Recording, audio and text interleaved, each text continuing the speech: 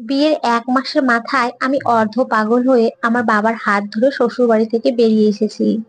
হয়তো আর কিছুদিন থাকলেই আমি পুরোপুরি পাগল হয়ে যেতাম, কিংবা আমার সাথে খুব বাজে কিছু ঘটতো। কি খুব অবাক হচ্ছেন? শুনুন তাহলে।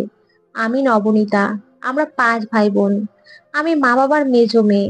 বড় আপার বিয়ে হয়ে গেছে। মা ছোট বোনকে জন্ম দিতে গিয়েই মারা গেছে। সেই থেকে পিচ্চিটাকে কোলে পিঠে করে গরুর দুধ সুজি খাইয়ে একটু একটু করে পেলে পুষে বড় করেছি। আমিও যে তখন খুব বেশি বড় ছিলাম তা নয়। বয়স আর কতই হবে, 16-17। পরের কথায় প্রভাবিত হয়ে আমার সহজ সরল বাবার মাথায় ভূত চাপলো, আমার বিয়ে দেবে। এদিকে আমি চলে গেলে ছোটটাকে কে দেখবে? সবাইকে রেঁধে বেড়ে খাওয়াবে কে? সেই চিন্তা আমার বাবার মাথায় নেই। যদি বলি অবনী আরেকটু বড় হোক, তারপর আমার বিয়ের কথা ভেবো। বাবা চিন্তিত ভঙ্গিতে বলে, মারে, মেয়েরা কুড়িতেই বুড়ি। বেশি বয়স হলে ভালো ঘর থেকে বিয়ের সম্বন্ধ আসবে না। অবনীকে নিয়ে একদম চিন্তা করবি না। বেশি জ্বালালে ওকে বড় ঘর দেখে দত্তক দিয়ে দেব। এখনকার মতো জ্ঞান বুদ্ধি থাকলে তখন জীবনেও বিয়ে করতাম না। বাবা আমার কথাই শুনলো না। যেহেতু আমার মামা আর তার ছেলেরা বিয়ের সম্বন্ধ এনেছিল, তাই বাবা আর নতুন করে ছেলে দেখতে গেল না। সেই আমলে ভরি তিনেক স্বর্ণ আর নগদ 30,000 টাকা যৌতুক দিয়ে আমার বিয়ে দিয়েছিল বাবা। বিয়ে রাতে আমার শাশুড়ি মা আমাকে বধূ বরণ করতে এলো না।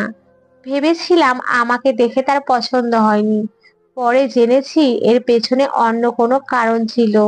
বউ ভাতে রাতে আমার বড় যা আমাকে দুধের সাথে কি মিশিয়ে খাইয়েছিল সঠিক জানি না। তবে আমি নেশাখোরদের মতো পড়ে পড়ে সারা রাত ঘুমিয়েছি। সকালে ঘুম ভেঙে দেখি আমি এলোমেলো হয়ে ফ্লোরে শুয়ে আছি। বিছানা পরিপাটি করে গোছানো। সেখানে কেউ নেই। আমার বর আমার সাথে দরকার ছাড়া খুব বেশি কথা বলতো না। আসলে তাকে কথা বলতে দেওয়া হতো না। আমার বড় ভাসুর প্রবাসী। সংসারে ছিলাম আমরা মাত্র 4 জন সদস্য। শাশুড়ি, বড় যা, আমি আর আমার বর। শাশুড়ি প্রায়ই আফসোস করে বলতো, তোমার বাবা কোনো খোঁজ খবর না নিয়ে এভাবে হুট করে বিয়ে দিয়ে দিল। আমি চুপ করে থাকতাম। আসলে দিন দিন আমি যেন কেমন হয়ে যাচ্ছিলাম। খেতে পারতাম না, রাতে পড়ে পড়ে ঘুমাতাম। সারাক্ষণ মনে হতো আমার সাথে কেউ আছে, যে কোনো মুহূর্তে সামনে চলে আসবে। খুবই আতঙ্ক লাগতো। আমাদের বিয়ের পর প্রথম বাবার বাড়ি যাওয়ার কথা শুনে আমার বড় যা অসুখ বাঁধিয়ে নিল। ভাবি ভক্ত দেবর কিছুতেই অসুস্থ ভাবিকে রেখে আমার সাথে গেল না। ফলে আমারও আর যাওয়া হলো না। প্রতিদিন রাত 8টার দিকে আমার বড় যা আমাকে দুধ খেতে দিত।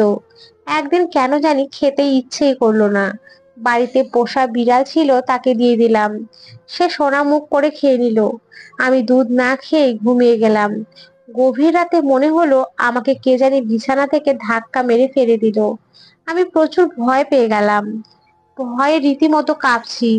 মাথা তুলে জিরো বাল্বের মৃদু আলোতে যা দেখলাম, তাতে তো আমার অন্তরাত্মা কেঁপে উঠল। আমার বর আর বড় যা এক বিছানায় অর্ধনগ্ন হয়ে জড়াজড়ি করে শুয়ে আছে। আমার তখন এত কান্না পেল, আমি হাউ মাউ করে কেঁদে দিলাম। ওরা দুজনে ছিটকে উঠলো। আমাকে জেগে থাকতে দেখে খুব অবাক হলো। বড় যা কড়া কণ্ঠে বলল, তুমি আজ দুধ খাওনি? না, আমি মাথা নেড়ে বললাম। যা, দেখেছো? এই কথা যদি 5 খান হয় তবে তোমাকে আমরা মেরে গুম করে ফেলবো। কেউ ঠিকও পাবে না। বড় যা আমাকে খুব শাসালো। আমি কেঁদে কেঁদে বললাম, এই সবাই যদি করে বেড়ান তবে শুধু শুধু আমার জীবনটা নষ্ট করলেন কেন? আমার বড় যা দায়সার ভাবে বলল, লোক দেখাতে। সবাই বলে দেবরের এত বয়স হলো এখনো বিয়ে দাও না কেন? তোমাদের মাঝে কিছু আছে? সত্যি করে বলো তো। আমার স্বামীও দিন দিন আমাকে অবিশ্বাস করত। বিদেশ থেকে একেবারে চলে আসতে চাইতো। তাই বুদ্ধি করে গরিব ঘরের মেয়ে দেখে বিয়েটা দিয়ে দিলাম। তুমি বেশি বাড়াবাড়ি করলে তোমাকে মিথ্যা অপবাদ দিয়ে বাড়ি থেকে বের করতে আমার জাস্ট 2 মিনিটও লাগবে না। কথাটা মনে থাকবে? আমার মেরুদণ্ডহীন কাপুরুষ জামাই কিছুই বলল না। হায়, বাবা আমার ভালো করতে গিয়ে কি বড় ক্ষতিটাই না করে ফেললো। এত বড় ক্ষতির দাম কি দিয়ে দেব আমি? দিন দিন তাদের দেবর ভাবির রঙ্গলীলা বেড়েই চললো। আমার সামনে আর রাগঢাক করে চলতো না।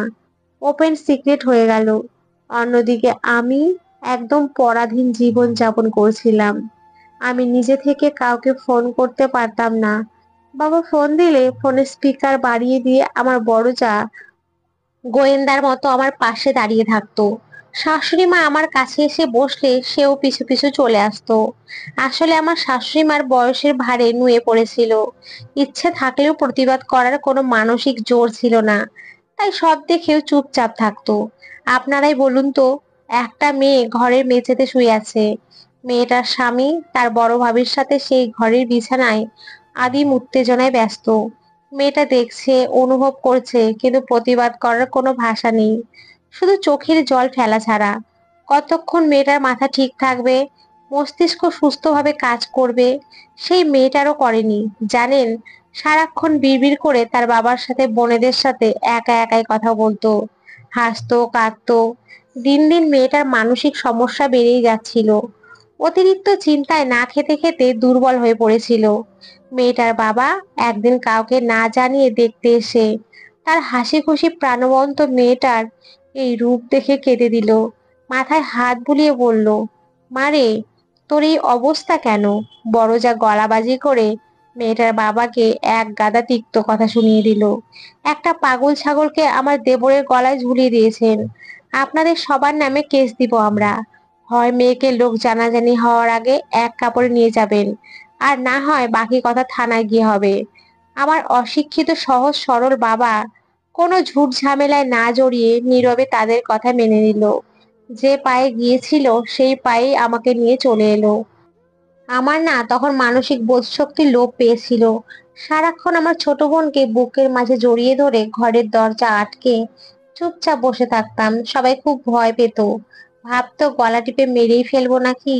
যে পুতুলটাকে কোলে পিঠে বড় করেছি তাকে কি মারতে পারি? ওরা কেউ বুঝতেই চাইতো না ওই বাড়িতে থাকতে। ফোনে যদি বাবার কাছে আমার ছোট বোনের কথা জিজ্ঞেস করতাম, কিভাবে খাওয়াতে হবে, ঘুম পাড়াতে হবে বলে দিতাম।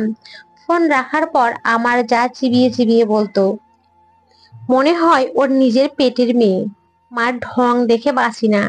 সত্যি করে বলতো, এটা কি তোর ছোট বোন, নাকি কাউকে ধরে জন্ম দেওয়া তোর নিজের পেটের মেয়ে? ছি ছি ছি। এর কথা শুনলে আমার ঘৃণায় লজ্জায় অপমানে গা গুলিয়ে উঠতো। সেবার আমার পুরোপুরি সুস্থ হতে অনেক দিন লেগেছিল। বাবা এ কবিরাজ সে ডাক্তার দেখিয়ে আমাকে একটু একটু করে সেরে তুলেছে। কিন্তু বিয়ের আগে আমার যে সুন্দর গোছানো জীবন ফেলে রেখে গিয়েছিলাম, সেই জীবন পরে আর এসে পায়নি, জানেন। কারোর সাথে সামান্য বিষয় নিয়ে ঝগড়া বা কথা কাটাকাটি লাগলেই আমাকেই শুনতে হতো আমি ভালো না দেখেই তো স্বামীর ঘর করতে পারলাম না। অথচ তারা কিন্তু সবটাই জানতো। আমার আপনজনেরা আমাকে ধারালো কথা দ্বারাই বেশি আঘাত করত, আক্রমণ করত, দুর্বল জায়গা খুঁচিয়ে খুঁচিয়ে আরো বেশি রক্তাক্ত করত। বাবা বয়সের তুলনায় আমার চিন্তায় একটু বেশি বুড়িয়ে গিয়েছিল যেন। আমি আমার এক কাজিনের হেল্প নিয়ে গাজীপুর চলে এসেছি। আজ থেকে 18 বছর আগে একটা ফ্যাক্টরিতে প্রথম 700 টাকা বেতনে চাকরি নিয়েছি। দিন গেছে, সবকিছুর দাম বেড়েছে, সাথে বেতনও হু হু করে বেড়েছে। জুনিয়র থেকে সিনিয়র পদে প্রমোশন হয়েছে। নিজের টাকায় বাড়িতে ঘর তুলেছি। বাবাকে শেষ সময় চিকিৎসা করিয়েছি। ছোট বোনেদের মানুষ করেছি, পোশাক আশাক থেকে শুরু করে সবকিছু আমি নিজেই বহন করেছি।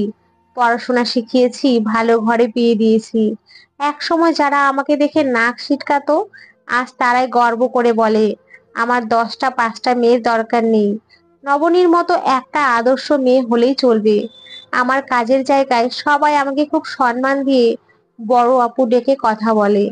এত সম্মান, এত প্রশংসা, এত সাফল্য, এগুলো নিজে থেকে হেঁটে আসেনি। বিশ্বাস করুন, আমার 18 বছরের ধৈর্যের ফল, সততার আভাস, কঠোর পরিশ্রম সবকিছু মিলিয়ে আজ আমি এক অনন্যা নবনীতা হয়ে উঠেছি। ইদানিং কাঁচা দু একটা চুলে পাক ধরেছে। একটানা এত বছর দীর্ঘ সময় বসে কাজ করতে করতে কোমরের হাড় ক্ষয়ে গেছে। চোখেও আজকাল একটু কম দেখি, হাতে বল পাই না। তবুও সব মিলিয়ে খুব ভালো আছি, সুস্থ আছি। এভাবেই সম্মানের সাথে যেন বাকি জীবনটাও পার করতে পারি। তো বন্ধুরা, তোমরা সকলে কেমন আছো? আশা করছি সকলেই খুব ভালো আছো। সকলে ভালো থেকো, সুস্থ থেকো, এই কামনাই করি। সকলকে অসংখ্য ধন্যবাদ। সকলে খুব ভালো থেকো।